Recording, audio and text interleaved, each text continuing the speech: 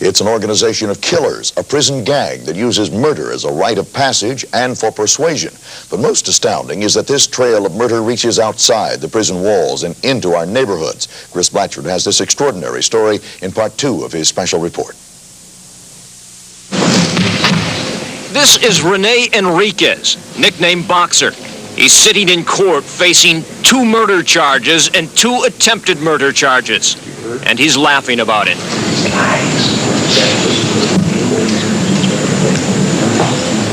Branded on his chest is a tattoo showing the black hand of the Mexican Mafia.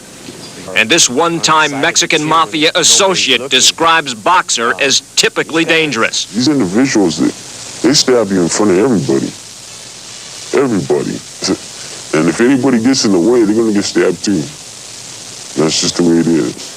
Gang sources tell Channel 2 Boxer Enriquez came out of Folsom Prison in late 1989 with Mexican Mafia orders to kill. In this East LA neighborhood dominated by a street gang called White Fence, Boxer's target was David Gallegos, a renegade Mexican Mafia member who was not kicking back money or drugs to his Mafia brothers. Boxer allegedly put 5 bullets in Gallegos' head, execution style. A week earlier, the body of Cynthia Gavaldon was found dumped in an alley. Detectives believe Boxer arranged the hit because of her involvement with Gallegos. It was 2 days before Christmas. Deputy DA Frank Johnson is prosecuting the case. They really don't care if they're caught or not. They do virtually outrageous crimes with impunity. And you really get the impression from dealing with these people that whether they're in prison or out, it's not really of much consequence to them. Boxer was arrested soon after the double hit in East LA and sent back to county jail to await trial. And here in a holding cell at the criminal courts building several months later, Boxer allegedly stabbed Mexican Mafia member Henry Indio Carlos 29 times, a retaliation hit. And last summer, here in full view at the attorney interview room in county jail, Boxer struck again. Using smuggled-in handcuff keys to free himself, Boxer and a second hitman allegedly stabbed Mexican Mafia member Sal Buenrostro. Prison gang politics. This former Mexican Mafia associate says it happens all the time. It's like being in a tank of piranhas with no food. And, before you know it, somebody starts moving a certain way and they're all on it. Buenrostro, stabbed 30 times by his Mafia brothers, recovered from his wounds, but there is always another victim on the hit list.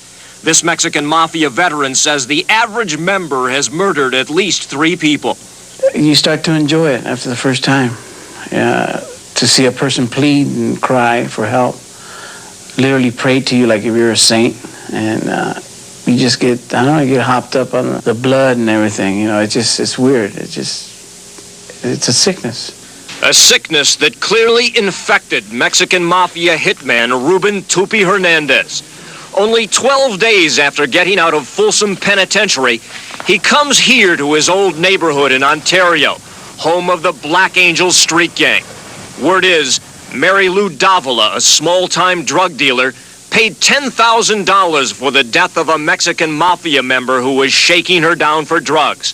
Tupi picked up the Mexican Mafia contract that sought revenge. Went to Davila's house one Sunday evening. Maria Malordes, who rented a room from Davila, and her fiancé, Pancho Ortiz, 2 innocent bystanders, just returned home from a night out.